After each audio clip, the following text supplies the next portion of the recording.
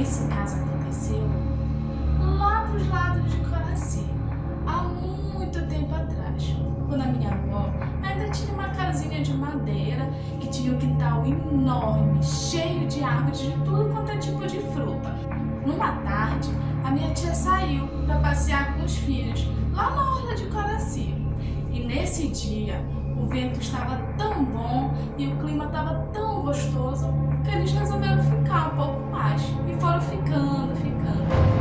Quando eles estavam voltando para casa, já era bem tarde da noite e eles vinham caminhando bem tranquilos, até que de repente, ao passar por uma rua que estava um pouco escura, eles escutaram vários latidos de cachorros e parecia que eles estavam vindo na direção deles. Minha tia ficou tão apavorada que ela escondeu os meninos atrás dela, mas o menorzinho, ele pegou uma pedra e tacou bem na testa do cachorro que estava na frente. E esse cachorro saiu choramingando. E de repente, não se ouvia mais nada. Estava muito tranquilo, só o barulho do vento. Então, eles decidiram continuar o caminho. E de repente, aquela sombra enorme se projetou por cima deles. A minha tia garante que parecia um cachorro enorme com mais de 2 metros de altura. Na mesma hora, eles gritaram apavorados e saíram correndo, sem nem olhar para trás. A minha avó conta que ela viu aquelas vozes longe, abafadas, e não demorou muito, escutou aquele baque na porta. Ela pegou um susto, mas ela correu para abrir a porta e só deu tempo da minha tia entrar com os filhos. Não deu tempo de mais nada, só fechar a porta. E elas ficaram paradinhas, quietas, porque logo em seguida elas escutaram aqueles passos pesados e conseguiam escutar aquela respiração forte e acelerada. As crianças começaram a chorar desesperadas. A minha tia também estava desesperada, mas ela tentou acalmar as crianças, porque ela não queria que, seja lá o que fosse aquilo, entrasse na casa. Então ela tentou acalmar as crianças, enquanto minha avó ficava ali, orando em silêncio, para que aquela coisa fosse embora logo. Depois de um tempo, só se ouvia o sopro do vento nas janelas, aquela respiração pesada e as unhas arranhando a parede. Parecia que eram unhas enormes. E alguns minutos se passaram naquela agonia, até que tudo ficou silêncio. Não se ouvia mais nada. Alguns minutos depois, a minha tia tomou coragem e foi lá dar uma espiadinha pela fresta da parede de madeira, mas nada viu. Tava tudo silencioso e bem quietinho. De repente, a luz da lua iluminou a casa inteira e ao longe ouviu-se apenas um uivo solitário, perdido na noite.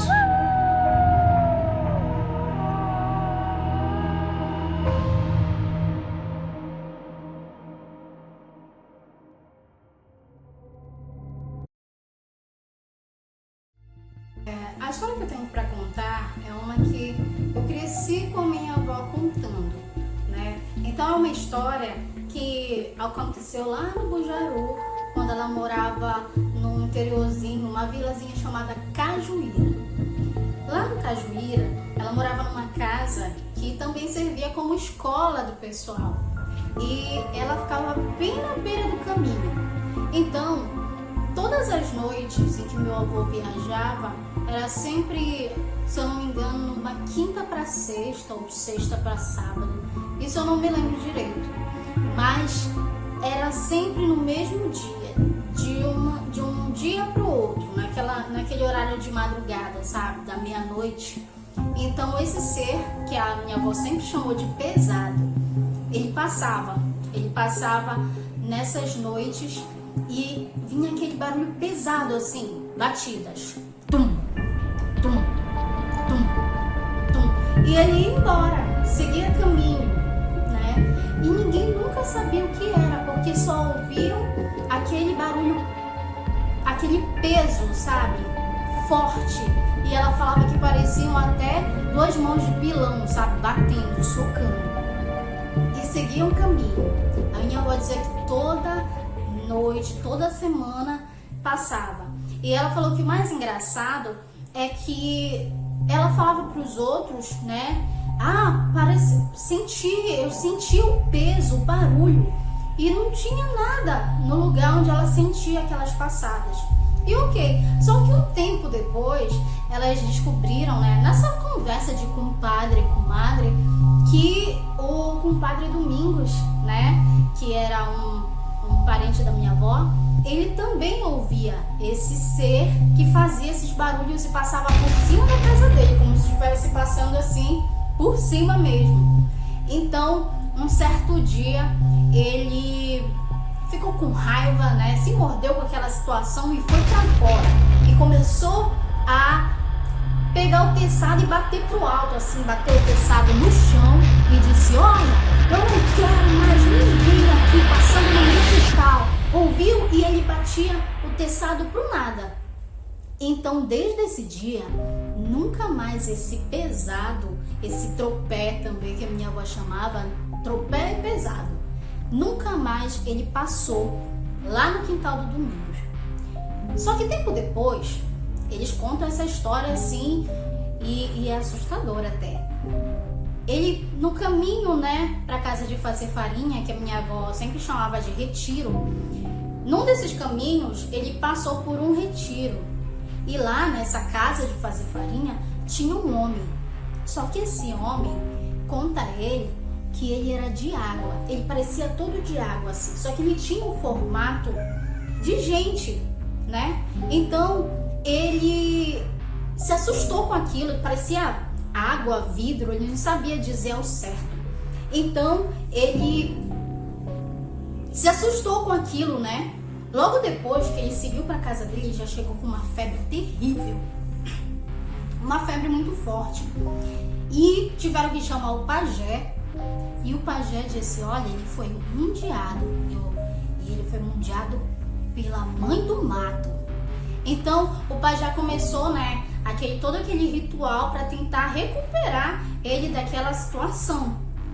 Só que quase, como a minha avó fala, quase que ele leva o farelo, porque foi uma situação muito, muito feia que ele sofreu. Ele ficou muito mal de saúde pelo que aconteceu.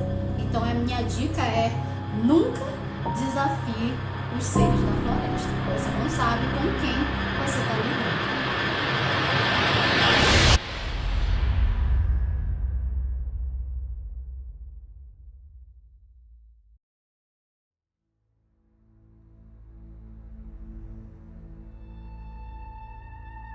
Certa vez, conversando com a minha avó, ela me contou sobre um cruzeiro que tem lá no bairro do Telégrafo.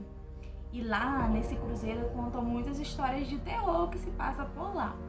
E certa vez, ela me contou a história do seu José, um conhecido lá da área.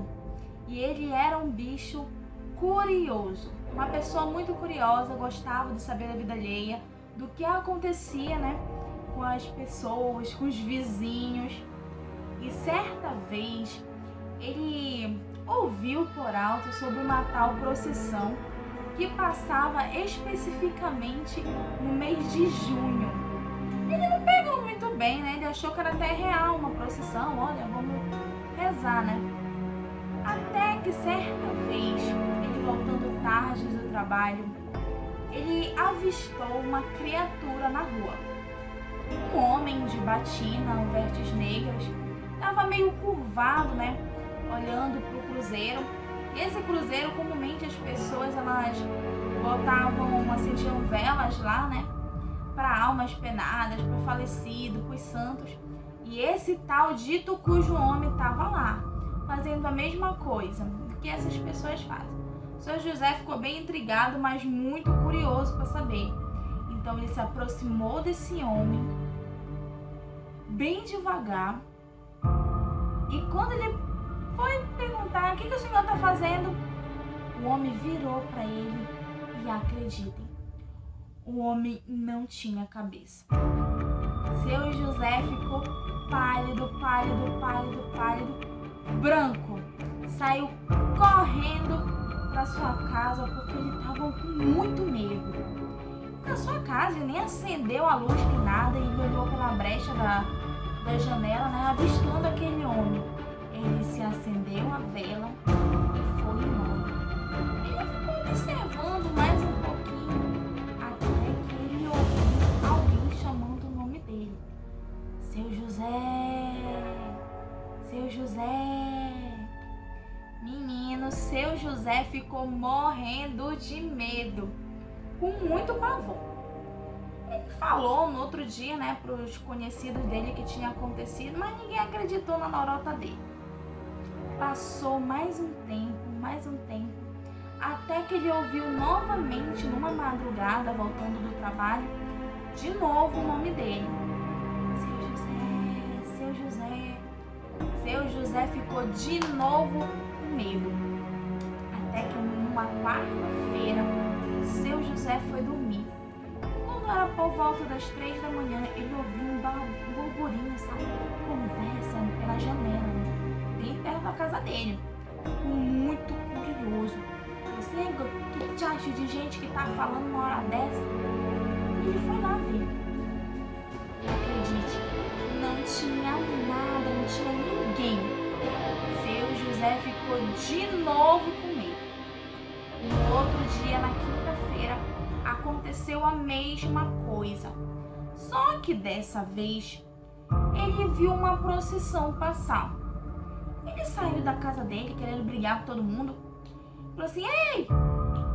E uma pessoa virou. Ele estava coberto com um véu na cabeça, então não dava para ver seus rostos. E na mão de cada um tinha uma vela. Ele perguntou assim, o que vocês estão fazendo? Aí ele falou, estamos numa procissão. Tome, deu uma vela para ele, pro seu José. Deu uma vela para ele e falou assim, amanhã o senhor volte no mesmo horário, pra gente seguir a procissão. No outro dia, seu José ficou ansiosíssimo e esperou a procissão passar, né? No mesmo horário, ele ouviu o burburinho e foi atrás da procissão. Até que ele chegou no fim da rua. Quando dobrou, seu José estava sozinho na rua. Não tinha ninguém. Nem uma alma viva, nem uma alma morta, penada, nem nada. Ele estava sozinho, seu José. Seu José ficou branco. Que ele olhava para um lado, olhava para o outro e não tinha nada lá. Até que ele viu que ele estava segurando. Em vez de uma vela, era um osso que ele estava segurando. Seu José saiu correndo para a casa dele. E dizem as boas línguas que nunca mais o seu José quis saber da vida alheia, viu? Nem de nada. Seu José mudou da água para o vinho. No mês seguinte, seu José não aguentou mais. Foi embora, se mudou. De tanto medo que ele ficou da rua. Eu fiquei com medo, sabe? Que se eu encontrasse isso, eu, hein? Acho que eu vou até acender uma velinha. Acenda aí também. Tchau.